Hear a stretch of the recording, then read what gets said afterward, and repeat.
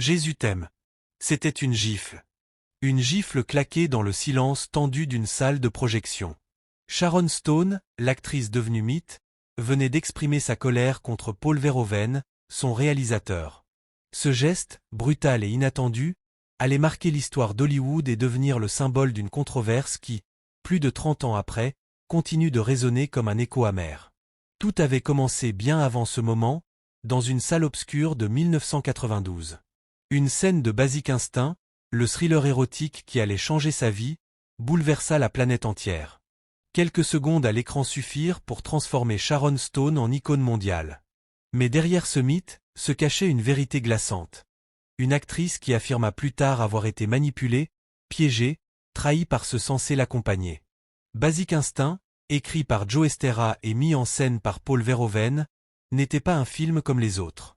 C'était une œuvre pensée pour choquer, pour séduire, pour déranger. Les producteurs avaient investi des millions, les studios se livraient une guerre acharnée pour en obtenir les droits, et le public allait être témoin d'un spectacle qui repoussait toutes les limites. Mais au cœur de ce cyclone médiatique se trouvait une femme, Sharon Stone, qui dut se battre pour décrocher ce rôle refusé par les plus grandes stars de l'époque.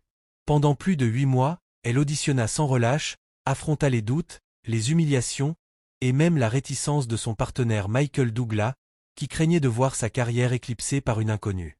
Mais sa fougue, son intensité, son regard de glace finirent par s'imposer. Sharon Stone obtint le rôle de Catherine Tramell, l'écrivaine manipulatrice et insaisissable qui allait devenir l'une des figures les plus marquantes du cinéma moderne. Le tournage, lui, fut une bataille permanente. Conflits de scénarios, divergences artistiques, tensions entre scénaristes et réalisateurs, tout semblait menacer le projet. Mais Verhoeven tenait son cap, il voulait un film radical, cru, provocateur. Et il l'obtint. Lorsque le film sortit en mars 1992, la tempête éclata. Accusations de sexisme, de voyeurisme, de stéréotypes homophobes, mais aussi éloges dithyrambiques pour sa mise en scène glaciale et l'audace de ses interprètes. Le monde entier découvrit Sharon Stone dans une scène devenue culte, et l'érigea en star planétaire. Mais derrière l'icône se cachait la blessure. Sharon révéla plus tard qu'elle n'avait pas pleinement consenti à certaines prises, que la célèbre scène avait été tournée sous de fausses promesses, et que ce qu'elle croyait être une simple technique de caméra fut en réalité une manipulation. C'est cette trahison qui, des années après, la poussa à gifler Verhoeven en pleine projection, dans un geste de colère, mais aussi de libération. Ce moment dépasse aujourd'hui le simple cadre du cinéma. Il questionne la frontière fragile entre art et exploitation, entre pouvoir et vulnérabilité, entre l'actrice et l'industrie qui prétend la célébrer. Basic Instinct n'est plus seulement un film culte, il est devenu le symbole d'un débat universel sur la représentation des femmes, la manipulation des corps et la violence dissimulée derrière les projecteurs d'Hollywood. Basic Instinct n'est pas seulement resté dans les mémoires comme un thriller sulfureux des années 90. C'est aussi devenu un champ de bataille. Une œuvre où la frontière entre art et exploitation, entre provocation et manipulation, s'est brouillée au point de transformer un triomphe cinématographique en controverse éternelle. Sharon Stone, actrice encore en quête de reconnaissance, avait accepté le rôle que tant d'autres avaient refusé. Elle savait qu'il était risqué. Elle savait qu'il était audacieux. Mais elle croyait, au fond d'elle, que l'audace pouvait être un tremplin vers une carrière unique. Et elle avait raison. Son incarnation de Catherine Tramell marqua le cinéma d'une empreinte indélébile. Mais ce triomphe avait un prix.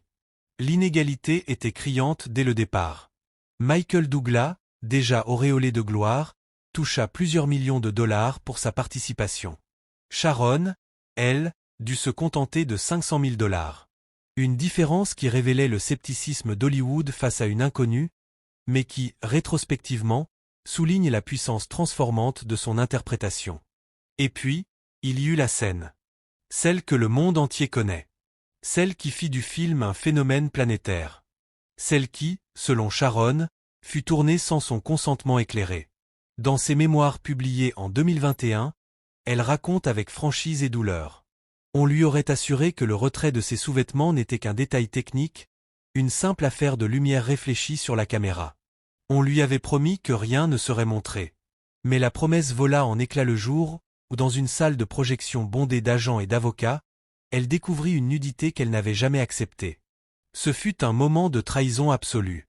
Sharon Stone raconte avoir giflé Paul Verhoeven en pleine projection, avant de quitter la salle et d'appeler immédiatement son avocat.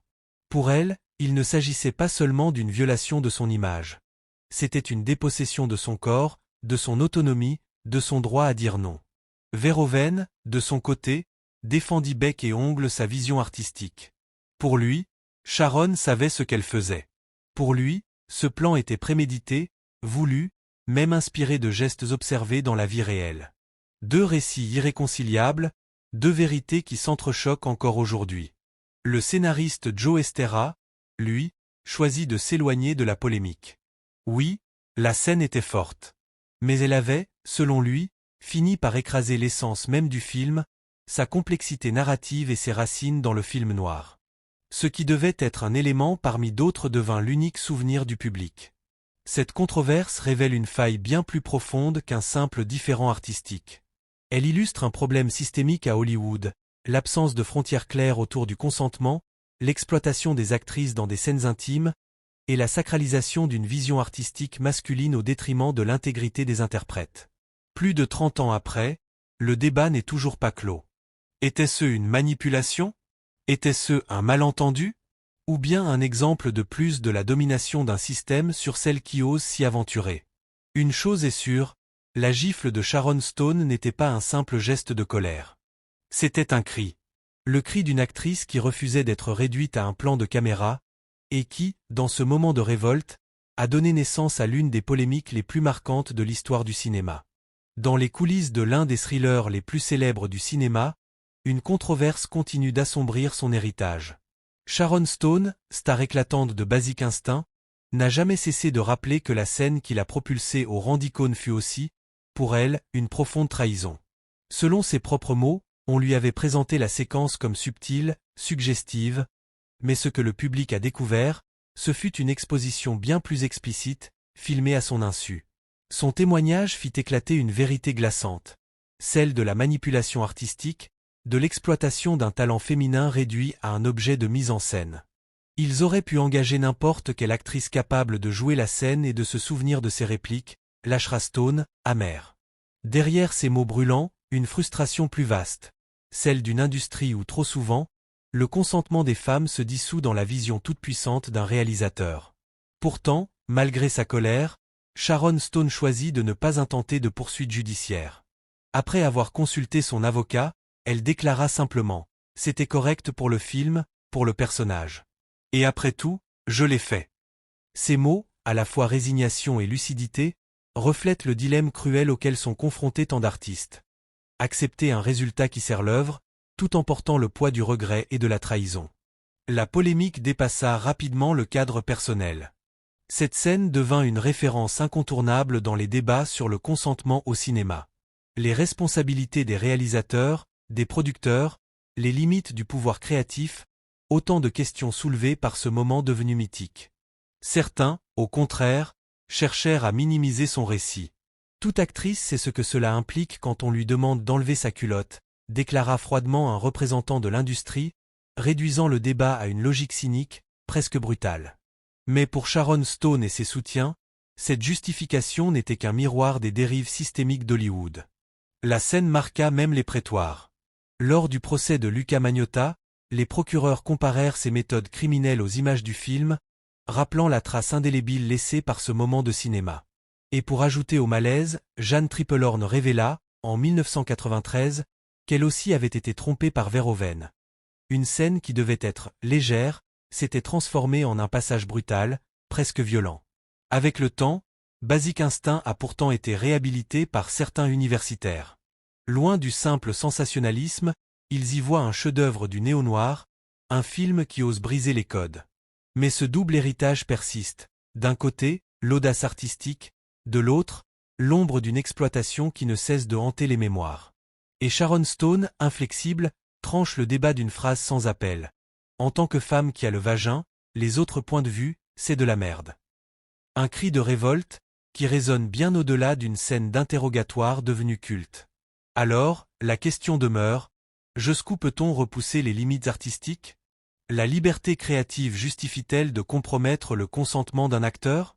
Ou bien cet épisode révèle-t-il, une fois encore, les fractures profondes d'Hollywood dans son traitement des femmes?